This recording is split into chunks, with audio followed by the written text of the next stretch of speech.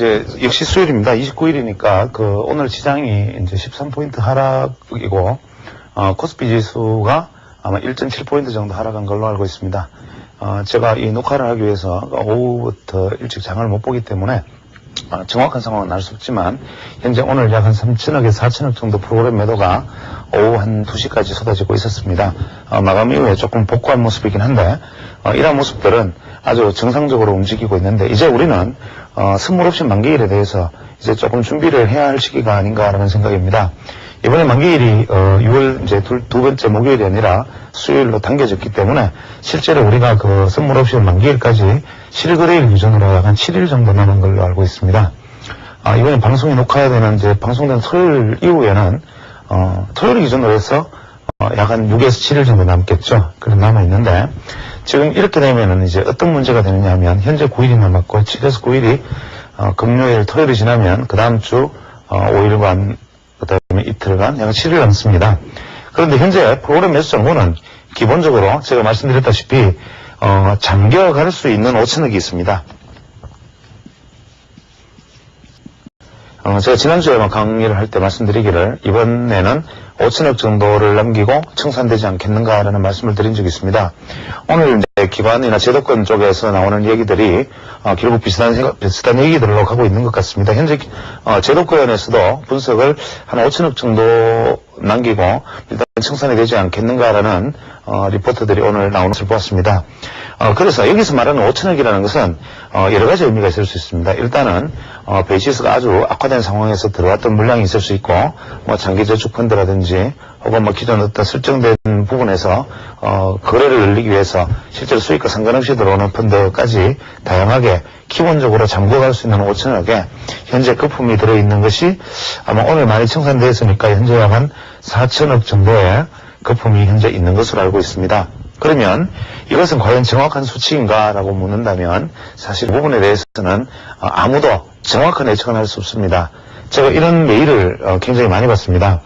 여기서 항상 이렇게 몇천억 그러는데 이 기준을 어디에서 잡느냐? 그것은 여러 가지 이제 통계, 그다음에 정보거래소의 공식 홈페이지 다양한 어떤 정보사 자료 다 알 수 있지만 이것들이 정확한 것은 아닙니다. 왜냐하면 우리가 프로그램 매매라는 것은 항상 선물을 팔고 그다음에 현물을 사는 어떤 매수 차익 거래만 있는 것이 아니라 레깅이라 그래서 현물을 미리 사놓고 다음날 선물을 팔고 이렇게 되면 이것을 신고를 해서 프로그램 매수로 잡힐 수도 있지만 사실은 이런 형태로 레깅을 시키고 놔둔다면 이것은 비차익으로 잡힐 수도 있습니다. 따라서 현재 우리가 차익 잔고가 9천억에서 1억이다 이렇게 얘기하지만 실제로 그 안에 그 이후에 신고되지 않은 미신고 물량까지 감안한다면 실제로 더 많은 물량이 잠복해 있을 것이며 이러한 것들이 요즘 한번 매수 차익거래 잔고 청산이 일어나면 차익거래 잔고 청산이 일어날 때 반드시 비차익에서도 거의 따라서 동시에 매도가 나온다는 점이 이러한 점을 확인시켜주고 있습니다. 예를 들어서 기관이 시장을 긍정적으로 바라보고 매수할 의지가 있다면 차익거래 청산 시점에서 비차익으로 오히려 매수를 해야 함에도 불구하고 차익거래 청산 시에 비차익이 거의 같은 물량으로 동시에 나온다는 것은 사실은 이것이 고유 계정에서 나오는 현물 물량일 수도 있지만 사실은 차익거래로 신고되지 않은 차익거래 물량일 가능성도 상당히 높다는 점을 염두에 둔다면 오히려 지금 시장에서는 일반적으로 9천억까지 줄었다고 이야기하지만 실제로 이것보다 플러스 알파의 차익거래 잔고가 더 있을 것으로 보입니다. 그러나 이러한 것들이 청산되는 과정의 제1조건은 우리가 지난번까지 강의했던 내용으로 되짚어본다면 청산되는 제1조건 즉 롤오버가 되는 제1조건은 뭐냐? 이골물의 고평가입니다. 여기에 대해서는 제가 지난번에 설명을 드렸습니다. 그래서 이골물 즉 현재 6월물 선물이 예를 들어서 6월물 선물이 현재 105.6포인트 정도 된다면 만약에 만기일 기준으로 하면 만약에 9월물이 만기일로 다가갈수록 최소한 106포인트 정도 수준으로 가준다면 이것은 롤오버를 시킬 수 있는 여건이 형성된다. 그래서 현재 매수 차익거래 잔고 청산 여부가 초조한 분들은 이 9월물이 어떻게 가나를 봐야 하는데 오늘까지는 이 9월물이 오히려 저평가 상태에 놓여있기 때문에 롤오버의 의지가 없는 것으로 보입니다. 다만 이러한 것이 어떻게 작용할지 하는 것은 아직 남은 7거래일 동안에 어떻게 이루어질지 하는 것을 지금 예측하는 것을 미리 승급하고 다음 주 정도에 선물 옵션 만기 지수에 대해서 한번 예측을 해보겠습니다. 현재로서는 기간의 어떤 옵션 선물 합성 포지션을 다 고려했을 때 저는 약 한 105포인트 정도 플러스 마이너스 한 1포인트 정도 수준에서 만기 지수를 맞아주는 것이 각 거래주체 입장에서 가장 이상적인 것이 아닌가라는 계산을 하고 있는데, 그래서 제가 아마 현재 같은 경우 다소 좀 무리한 이야기지만, 넓게는 105에서 110포인트 정도의 어떤 박스 안에서 움직이지 않을까라는 예상을 하고 있는데, 이 105포인트가 하회되어 버린다면 시장의 포지션 설정은 다음 주에 다시 아래쪽으로 다시 재설정되는 모습을 보일 것입니다.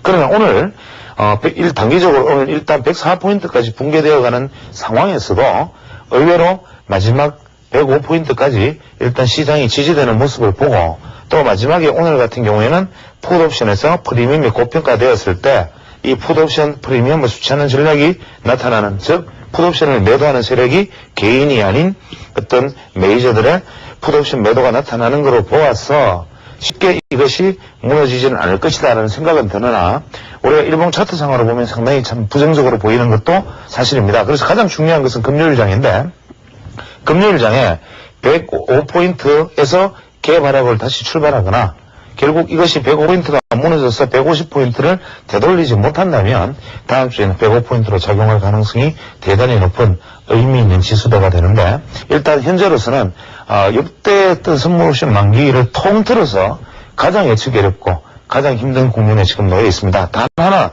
긍정적인 측면을 살펴본다면, 현재 그렇다면 롤오버 되지 않고 일단 롤오버가 일부가 된다 하더라도 최소 향후 앞으로 많은 물량이 앞으로 한 6천억에서 5천억 정도의 매도가 나온다면, 최소한 금요일은 이제 오늘 많이 틀었으니까 월요일이나 혹은 화요일 안에 또 한 번 대량의 매도가 나뉘어서 나오든지 대량의 매도가 나오든지 하는 형태로 가야 하는데, 오늘 같은 경우에 장시 초부터 프로그램 매도가 증가되고 베이시스가 악화되는 모습을 보이고 후장 추가 악화의 가능성까지 엿보임에도 불구하고 상당히 많은 의미 있는 매수세가 유입되면서 시장을 오히려 어느 정도까지는 지지에 성공하는 모습을 보였습니다. 이것은 가장 이상적인 이런 롤오버의 물량 소화의 가장 이상적인 모습의 진영이었다라고는 볼 수 있습니다. 비록 지수는 13포인트가 하락하였지만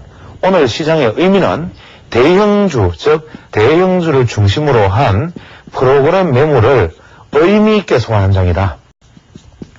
즉 선물 지수가 이렇게 떨어지면서 프로그램 매도가 나오는데 현물 지수가 떨어지는 속도가 이것보다 더 낮아지면 당연히 역베이시스가 되고, 즉 우리가 앞으로 가장 이상적인 베이시스 유지는 뭐냐면, 시장을 지키면서 청산되는 것은 현물 매수 주체가 등장을 해서 선물, 이 프로그램 매도 연계된 선물 매도와 또 프로그램 매도가 나오더라도 이 베이시스는 비록 악화된다 하더라도 현물에서 계속 밀어 올리는 이러한 형태의 모습만 나와준다면 800선 지지가 충분히 가능한데, 만약에 이러한 어떤 오늘처럼 의미 있는 어떤 매수 세력이 밑에서 얼마나 금요일, 월요일 장에서 지켜내느냐가 향후 시장의 관건으로 보입니다. 그래서 금요일은 대단히 중요한 변곡점인데, 이 방송을 보시게 되는 내일이 이제 목요일이군요. 목요일, 금요일, 월요일, 화요일 이 정도 안에서 아마 목요일 내일 하루 건너뛰어서 금요일, 월요일 건너뛰어서 화요일 정도의 매물이 한 번 더 나올 때 이것을 어떻게 소화하느냐를 보고, 또 내일 목요일 장에서 방송을 보시는 날로부터 이틀 전이죠. 목요일이죠. 그날 기준으로 105포인트 상방에서 출발해서 위로 상승을 해주느냐, 105포인트에서 하락의 모습을 보이느냐가 다음 주 만기일에도 지대한 영향을 미친다는 점을 염두에 두면 되겠습니다. 그래서 시장에 대해서는 지금은 섣부른 예측을 할 수 있는 시기는 아니기 때문에 이러한 대응에 대한 어떤 관점에서 시장을 지켜보고, 현재도 철저하게 일단 하락장에서는 철두철미하게 우량주만 상대해야 한다는 것. 대부분 우리가 차트를 보면 지금 현재 막 정권방송, 어떤 정권정보에서 보면 대부분 이러한 종목 추천합니다.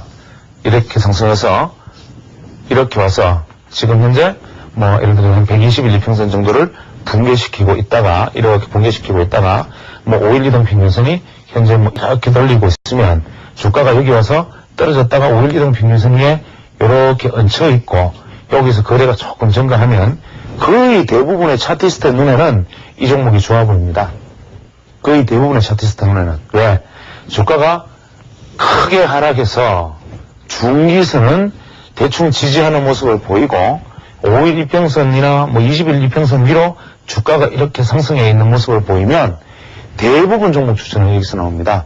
그러나 이 주식은 가게 가려면은 반드시 이 하락각을 보정하는 이만큼의 시간이 필요하기 때문에 현재 이러한 종목에 손을 댄다는 것은 하락장에서 이러한 종목에 손을 댄다는 것은 거의 치명적인 결과를 가져올 수 있습니다. 따라서 현재 굳이 주식을 매매하고 한다면 아직까지 중기선이 이렇게 시퍼렇게 살아있고 주가가 이렇게 가서 이러한 횡보를 보이는 모습들, 이렇게 가는 모습들, 이것이 관심이 되어야지 지금 이렇게 가는 모습들에 관심을 보인다는 것은 나중에 이러한 종목들은 중기적으로 지지받고 재상승을 가는 과정은 이렇게 흘러가기 때문에 현재 이렇게 있는 종목들이 되올라가는 것에 비하면 리스크라든지 뭐 수익률을 생각했을 경우에는 비교가 되지 않는 것인데 현재 내 눈에 좋아 보이는 차트, 하락한 종목 중에 곧 반등할 것처럼 보이는 차트들에 현혹되는 일이 없도록 하시는 것이 가장 중요합니다.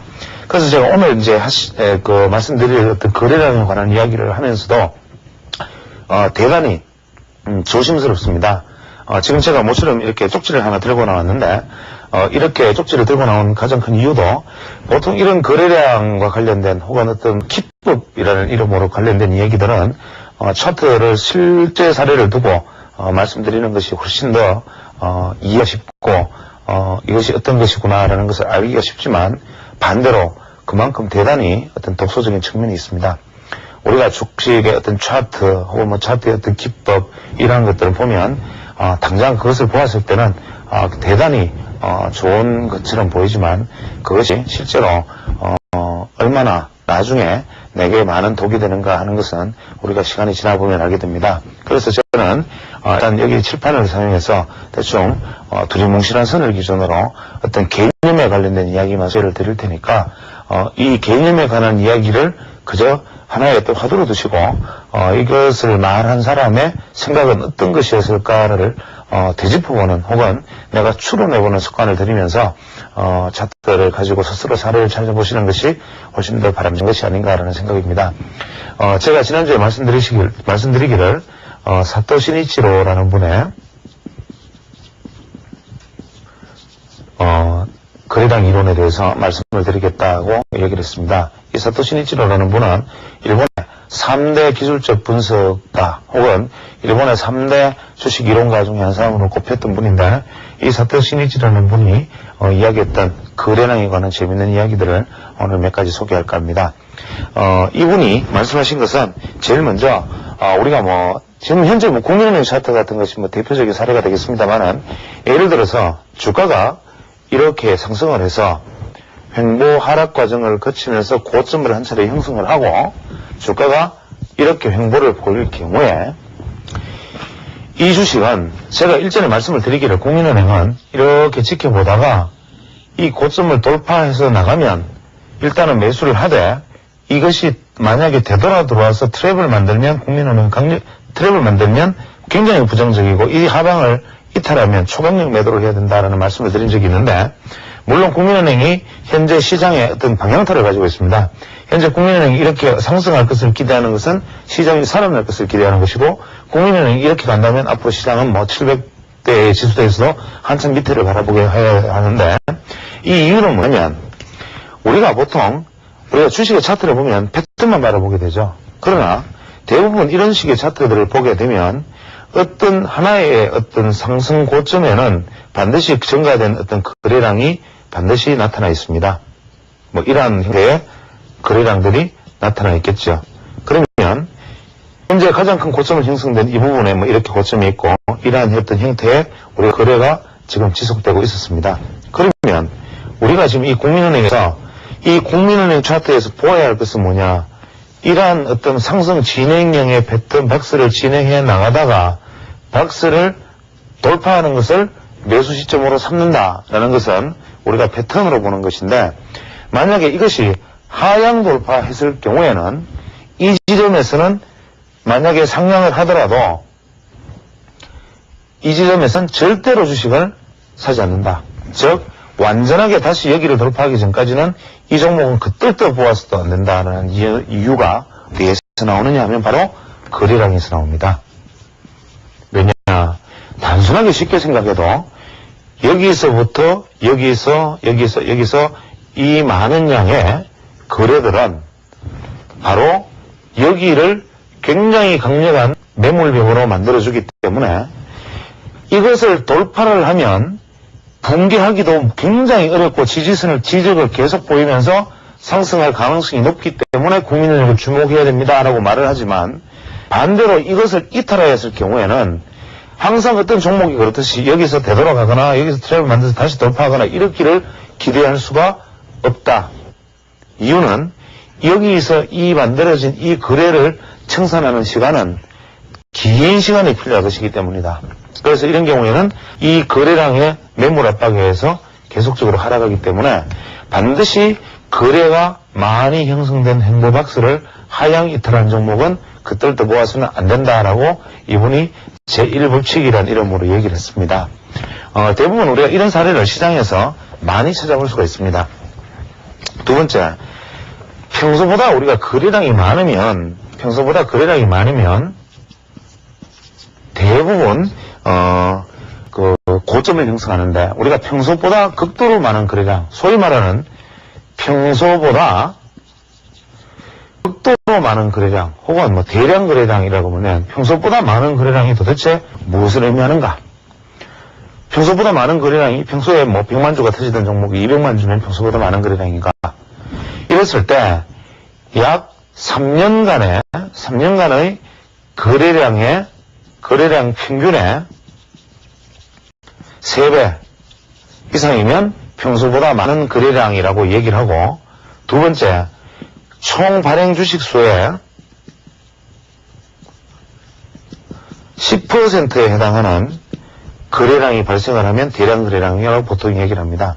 그래서 우리가 보통 평소보다 많은 거래량, 이 사토 시니치로 실은 평소보다 많은 대량 거래가 실리면 그것은 주가의 고점일 가능성이 높다라고 이야기하면서 평소보다 많은 거래량을 지난 3년 내의 평균 거래량을 평균하였을 때 그 평균치의 3배다라고 제시를 했지만 요즘 이 3배다라는 이 수치에는 큰 의미가 제가 보기엔 없는 것 같고, 총 발행 주식 수의 10%, 중소형 종목은 이것이 약 한 20%에서 30%까지 올라갈 수 있습니다만은 보통 10%의 거래를 형성하면 단기 고점을 형성한다는 것은 우리 시장의 우량주의 혹은 대형주의 사례를 보면 상당히 정확한 말인 것 같습니다. 그런데 여기서 우리가 평소보다 많은 거래량이라고 사토시 니치로 씨가 얘기를 했는데, 제가 여기서 한 가지 덧붙인다면 우리는 보통 주식을 이렇게 생각을 합니다. 이제 오르는 국면이 있고 뭐 이렇게 오르는 국면이 있고 또 떨어지는 국면이 있다고 가정을 한다면 주가는 주가 거래량의 제1원칙은 뭐냐 하면 우리가 거래량에서 잊지 말아야 하는 거래량 제1원칙은 거래가 증가하면 반드시 주가가 상승해야 되고, 거래가 많이 증가하면 주가가 많이 상승해야 된다는 단순한 원칙은 필연이다. 그 다음에 거래량을 기준으로 볼 때 우리가 매수의 국면은 언제냐 하면, 매수의 국면은 반드시 대량 거래가 터질 때가 아니라 거래량 저점이 바로 매수 포인트다. 대부분 여러분이 보시면 이런 얘기들 많이 합니다. 데이 트레이더나 스윙 트레이더들은 어제 오늘 아침에 이 주식이 평균 거래량의 일평균 거래량의 거의 80% 90%를 오전 10시 9시까지 대량 거래를 일으켰기 때문에 이 종목을 매수한다. 초단기 시각에서 맞는 이야기가 될 수 있는데 우리가 주식은 주봉 혹은 일봉 어떤 관점에서 바라보았을 때는 이러한 얘기는 굉장히 위험한 얘기가 될 수 있습니다. 그래서 매수는 반드시 거래량 저점을 형성하였을 때 하여야 한다. 그 다음에 거래량의 매도는, 거래량은 주가를 반드시 상승해서 동반을 시켜야 하는데 매도는 언제 하느냐? 거래가 증가하였는데 주가가 못 오르면 이것은 매도 포인트다. 이것은 거래량 분석에 있어서 가장 기본적인 것입니다. 그 다음에 거래량에서도 또 두 번째 중요한 것은 뭐냐면 거래량에서 이 4가지 봉우리, 즉 삼봉의 법칙이 적용이 된다는 거죠. 예를 들어서 우리가 주가가 상승을 하는 과정을 한번 지켜봅니다.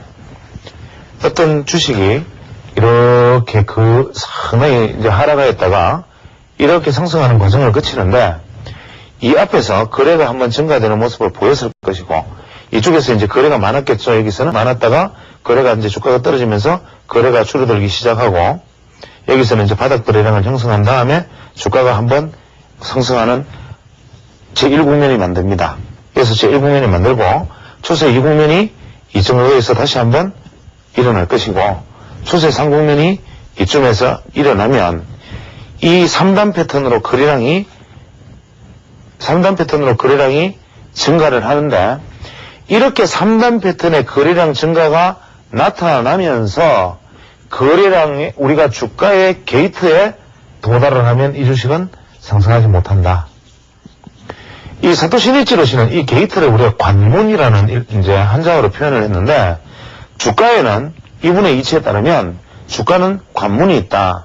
그 관문은 의미 있는 선이다. 즉 예를 들어서 이렇게 봉이 하락을 하다가 이렇게 하락을 하면 이 자리가 한 개의 관문이 될 것이고 또 이렇게 봉이 모이다가 개하락을 한 자리가 또 있으면 여기가 또 하나의 관문이 될 것이고 또 주가가 이렇게 긴 윗꼬리를 남기면서 이렇게 가면 여기가 하나의 관문이 되는데 이 관문을 돌파할 때는 반드시 이전 거래량을 넘어서야 한다. 즉 예를 들어서 이 관문을 넘어서는 데는 이 거래량을 넘어서는 거래량이 필요하고 이 관문을 넘어서는 데는 이 거래량을 넘어서는 거래량이 필요하고 이 관문을 넘어서는 데는 이 거래량을 넘어서는 관문이 필요한데 만약에 이 3개의 혹은 4개의 관문이 만약에 주어져 있다고 가정을 한다면 이것은 제가 변형해서 말씀드리자면 이 게이트를 통과하는데 돌파하는데 절대로 3번 이상의 시도는 관문 돌파에 실패로 연결된다. 즉 우리가 주식을 상승하였으면 더 많은 거래량이 돌파되어서 가는 것은 당연하고 여기서 더 많은 거래량이 돌파되는 것은 상관이 없으나 이것이 상승할 주식이라면 이익 실현은 여기서 상승하였을 때 이익 실현이 끝나고 이 정도의 주식을 보유한 사람들은 매도자가 감소하기 때문에 거래가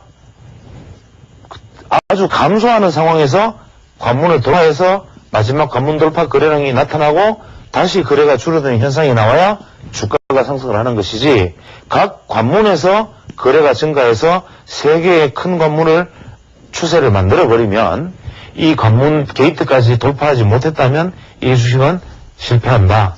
뭐 이런 얘기를 할 수도 있습니다. 두 번째, 우리가 거래량을 제일 중요한 것은 말씀드렸다시피 상승하지 못하면 나쁘다. 그 다음에 우리가 어떤 부분에 있어서는 그 주가가 이렇게 하락을 하였다가 상승을 이렇게 해나가는데 여기서 거래가 이제 한번 증가되고 또 뭐 여기서 거래가 한번 피크가 일어나고 또 이쯤에서 거래 피크가 있었다고 가정을 하면 거래 피크는 3번으로 끝나고 여기서 더 넘어서는 거래량이라는 것은 지난 3년간의 최고 시세를 돌파하기 위한 어떤 거래량 이외에는 다시 일어날 수 있는 고점 거래량 피크는 없는데 그럼 이후부터는 거래량 피크가 이제 감소하기 시작하는데 거래량 피크가 감소하면 이 거래량 피크가 감소할 때까지 주식이 버텨줘야지 만약에 거래량 피크가 감소하면서 주가가 하락을 한다면 이제는 다시 하락 국면으로 접어들 것이다. 그래서 주가가 여기서는 우리가 2가지 사례를 볼 수 있는데 여기서 주가가 횡보를 하는 경우와 거래 피크는 감소하는데도 주가가 계속 상승을 해버리는 경우가 있습니다. 이 경우는 어떤 경우냐면 이 거래 피크가 상승으로 3번의 피크가 일어났으면 하락 피크도 거래량이 한번 늘었다가 또 다시 한번 거래량이 늘었다가 이 추세를 완전히 벗어나서 여기에서 생긴 것을 거래량 저점이라고 부르지. 우리가 이 거래 피크에서 거래가 여기 감소했다고 해서 이것을 거래량 저점으로 얘기하지 않는다. 거래량 저점은 매수 시점이라고 얘기하지만 이 거래량은 피크가 감소하면 이 세 개의 피크를 만든 다음 이 피크를 벗어난 상태에서 이 이전의 저점을 계속 저점을 하회하는 신저점을 만드는 거래량, 이것이 거래량 저점이다. 그런데 이렇게 거래량 저점을 형성해 나가는 과정까지 주가가 횡보를 해준다면, 예를 들어서 제가 국민은행의 사례를 말씀을 드렸는데, 이것은 재상승에 또 여지가 있는데, 이것은 뭐냐면 더 이상 추가 상승을 기대하는 사람들의 보유 의지도 있지만, 제일 중요한 것은 뭐냐면 이럴 때 횡보를 하는 것은 기관 투자자나 기관 투자자의 매집에 의한 상승 혹은 횡보다. 즉 주가가 피크를 형성하고 피크가 감소하면 당연히 주가는 하락 조정을 받아야 함에도 횡보나 상승으로 이어지는데, 이럴 때 가장 정상적인 방법은 이점에서 피크가 감소할 때 매도를 하고 기다리는 것이다. 왜냐하면 이렇게 버티다가 소수의 매도 세력만 나타난다 하더라도 이미 힘의 균형이 평평하게 맞춰져 있기 때문에 주가가 하락할 우려가 있기 때문에 최소한 피크를 완전히 벗어날 때까지 기다렸다가 여기서 재매수하는 것이 물론 원칙인데, 이때도 계속 더 올라버리는 수도 있다. 이유는 이 앞에 있는 거래량 피크들은 이 물량이 기관 투자자들에 의해서 장기 펀드로 잡혀 먹혔기 때문에 이 거래량 피크의 감소에 의해서도 주가가 횡보나 상승할 수 있는데, 이 경우는 반드시 기관 투자자가 선호하는 기관 투자자의 선호 종목들에 해당된다. 그래서 거래량 피크가 감소함에도 불구하고 주가 상승을 기대하거나 거래량 피크가 감소함에도 불구하고 나중에 2차 상승을 기대한다면 그것은 내가 가지고 있는 종목이 우리가 기관 선호주의인가 아닌가라는 점을 유시 있게 한번 살펴봐야 될 것입니다. 그 다음에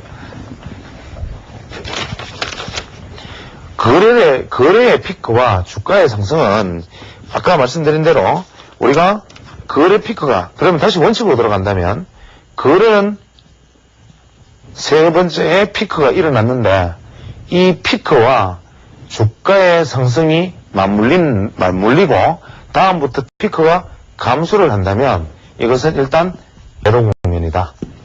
다음에 이것은 무슨 말이냐면 여기에서 이 매물을 상회하는 매물, 또 거래가 없이는, 즉 이 매물을 상회하는 거래가 없이는 주가 상승은 불가능하다는 얘기나 똑같습니다. 그래서 이것과 이것을 상회하는 거래, 즉 이 추세를 극복하는 또 다른 거래량 피크가 나타나지 않는 한 거래량의 고점은 주가의 고점일 것이다 라는 것이 이분이 말씀하시는 거고, 우리가 일반적으로 이야기하는 거래량 이론과도 거의 일치합니다. 그 다음에 이분이 이제 사토 시니치로 본다고 재미있는 것은 뭐냐면 7, 14, 28, 56의 1대1 평균 법칙입니다. 이것은 뭐냐면 하락 일수와, 즉 하락 일수와 하락 거래량은, 하락 거래의 합은 상승 일수와 상승 거래의 합과 같다, 이런 얘기를 합니다. 이것은 제가 보기에는 어떠한 경우에 해당이 되느냐 하면 거의 대부분이 원형바닥이나 혹은 삼전바닥, 즉 삼중바닥에서 일반적으로 잘 들어맞는데, 이것은 무슨 얘기냐 하면 이분의 이야기로는 반드시 주가가 상승하던 주가가, 즉 하락 주가가 아니고 조정을 보일 때, 이것이 조정을 이렇게 만약에 보인다면 이 하락 조정의 거래 일수와 상승의 거래 일수는 거의 같다. 대부분 이 날짜는 7일이 아니면 14일이고 그것이 아니면 28일이고 더 크게 우리가 차트를 봤을 때는 56일짜리가 많은데 이것이 단기 차트로는 작은 봉으로는 7일짜리, 중기로 보면 14일짜리, 28일짜리 하락이 이루어지는데 이 하락의 일수가 이 수치와 근접하거든. 이 거래량, 이 당시에 이루어진 거래량의 합을 먼저 계산을 해두고 저점이 언제든지 형성이 딱 되면 그 다음부터 돌리기 시작하면 여기서부터 사는 게 아니고 이것과 같은 날 시간이 걸려서 뭐 요렇게 가든 같은 시간이 걸려서 이 거래량이 1000만 주였다면 대부분 1000만 주 이상의 거래가 여기서 나와줘야 이것이 돌파가 된다. 이런 얘기입니다. 즉 이러한 어떤 원형바닥형 혹은 이렇게 해서 삼중바닥형의 형태를 취할 때 혹은 이전바닥의 형태가 더 이상적일 것 같지만 실제로 한국 시장에 조사를 해보면 이전바닥에 대해서 날짜가 맞는 경우는 거의 없습니다. 이유는 이전바닥의 형태는 거의 대부분이 이런 형태를 취하거나 뭐 이런 형태를 취하거나 이런 형태를 취하기 때문에 주가의 낙폭이 아주 공평하게 떨어지는 뭐 이러한 형태의 이중바닥이 나타나는 경우는 그리 많지 않다. 그래서 우리가 원형바닥 내지는 삼중바닥, 사중바닥과 같은 혹은 뭐 박스권에서 뭐 이러한 어떤 박스를 형성했을 때 이것이 총 거래 일수와 거래량의 합은 이쪽 거래 일수와 이쪽 거래량의 합과 같을 가능성이 있고 반전을 할 것이라면 무슨 얘기냐면 이것과 이것이 안 맞다면 지금 현재 이렇게 돌아가는 것이 반전이 아니고 이렇게 갈 확률이 높고 만약에 이것과 이것의 날짜와 거래량의 합이 같다면 크게 상승할 확률이 가능성이 대단히 크다. 이런 얘기를 하고 있습니다. 이것을 우리가 신의지로의 1대1 법칙 이렇게 얘기를 하는데 이것을 일봉, 주봉, 월봉 혹은 뭐 1년간의 거래량을 중심으로 크게 바탕을 그리는 이러한 종목들에 대해서 대입해서 한번 생각해보면 그것이 나름대로 의미가 있을 수도 있는지 각자 한번 살펴보시기 바랍니다. 그 다음에 만약에 이런 어떤 경우도 있을 수 있죠. 상승하던 주가가 이렇게 하락 조정을 보이면 아까 말씀드린 신의지로 씨의 이야기 중에 여기 말하는 이 거래량과 이 거래량은 같으면 상승할 확률이 높은데 예를 들어서 여기 이 A 구간의 거래량과 이 B 구간의 거래량이 있는데 A 구간의 거래량이 예를 들어서 1000만 주다. B 거래량의 구간이 500만 주다. 그럼 우리는 어떻게 판단해야 되느냐? 이것은 넘기 어렵다. 당연히 주가는 이렇게 갈 것이다 라고 생각을 하는데 의외로 만약에 우리가 소형주, 특히 소형주가 아닌 대형주에서는 기관 선호주이면서 유통 물량이 많지 않은 종목, 현재 우리 시장 같으면 뭐 SDI 뭐 이러한 종목들이 해당이 되겠네요. 이러한 종목들이 만약에 기간은 일정하더라도, 즉 기간은 비슷하더라도 거래량이 A 거래량보다 B 거래량이 적음에도 불구하고 만약에 새로운 가격을 형성하거든, 새로운 가격, 이 주식은 대단히 많이 오를 가능성이 크다. 이런 얘기를 합니다.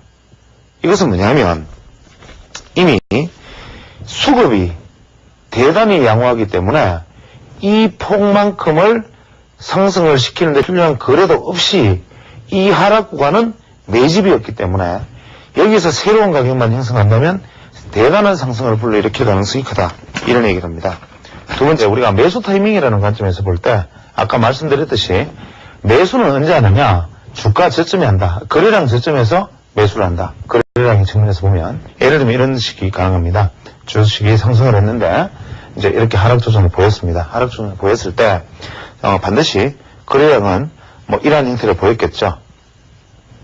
보이고 그 다음부터 이제 조정을 보일 때 이러한 어떤 포인트를 보였다면 제가 말씀드린 대로 하락 조정을 보이는 종목은 피크가 형성되고 이 피크를 벗어나서 저점 거래량을 형성을 하면 이때가 바로 매수의 자리인데, 이 피크 이후에 거래량 감소해서 매수를 하는 것은 어리석은 일이고, 이건 역시 마찬가지, 설령 이게 좀 벗어났다 하더라도 이것은 추세가 이쪽으로 연장될 뿐이죠. 예를 들어서 우리가 하락 추세를 관점을 놓고 보더라도 이렇게 주세가 가서 상승을 하락을 할 때 이런 거래량 피크, 거래량 피크, 거래량 피크 이렇게 나타났다 칩니다. 그러면 단지 우리는 추세가 이 추세에서 이 추세로 바뀌었을 뿐이죠. 그러면 거래량 저점은 여기서 찾으면 되죠. 그래서 여기서 우리가 매수 타이밍은 이제는 여기로 바뀌는 셈이고, 이런 거래량 피크가 나타나지 않고 그대로 감소한다면 여기가 매수 타이밍이 되는데, 이때가 거래량 저점일 때다. 그러면 거래량 저점이 나오면 그냥 매수하느냐? 그게 아니라 여기에서는 어떻게 하느냐 하면 우리가 보통 이런 얘기를 합니다.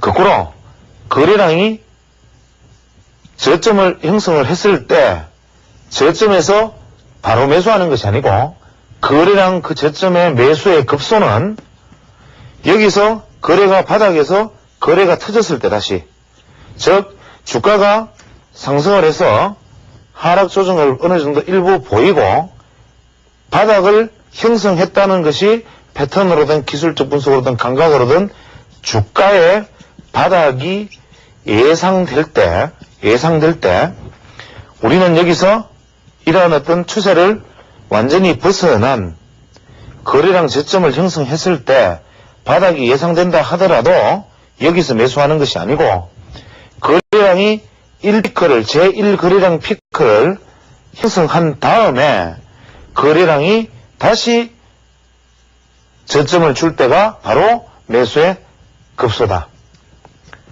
즉 이 이야기는 뭐냐면, 반드시 이 부분은 꼭 명심하셔야 되는데, 거래량이 저점을 형성했을 때 이것이 거래량 최저라는 것을 누가 보장을 하느냐는 겁니다. 그래서 이 거래량이 최저를 기다린다는 것은 무슨 얘기냐면, 매도 압력이 완충해서 매수 압력과 충돌해서 소멸되기를 기다리는 시점을 기다린다는 뜻인데, 여기서 거래량 저점을 형성하더라도 돌출 거래량과 주가의 반등의 기미를 보여주는 피크가 나타나면 이때 바로 사는 것이 아니고, 왜냐? 이것이 바로 주가의 바닥이 아니고 그 다음에 다시 또 거래가 바닥으로 가버리거나 과열의 피크가 나타나면서 상승 이후에 바로 꺾여버릴 수가 있기 때문에, 주가의 피크는 언제냐?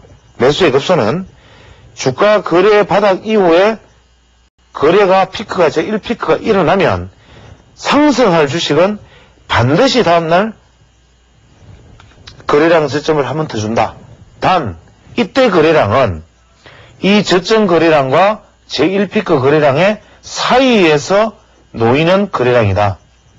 이유는 여기서는 매수 압력이 강화되었지만 여기서 거래가 항상 주가가 하락에 있었던 것에 대한 반작용으로 여기서 매수한 단기 투자자들이 물량을 되돌려내고 내는 압력에 의해서 이 저점 거래량보다는 거래가 증가하지만, 그렇다고 해서 거래 상승을 확신하지 못하는 매수 세력의 머뭇거림이 같이 작용하기 때문에 이 저점과 피크와의 사이에 들어오는 저점 거래량을 줄 때가 매수의 급소다. 이까지를 일단 진행을 하고, 오늘 원래 제가 계획했던 분량의 3분의 1 정도밖에 진행 못했지만 다음 시간으로 넘기도록 하겠습니다.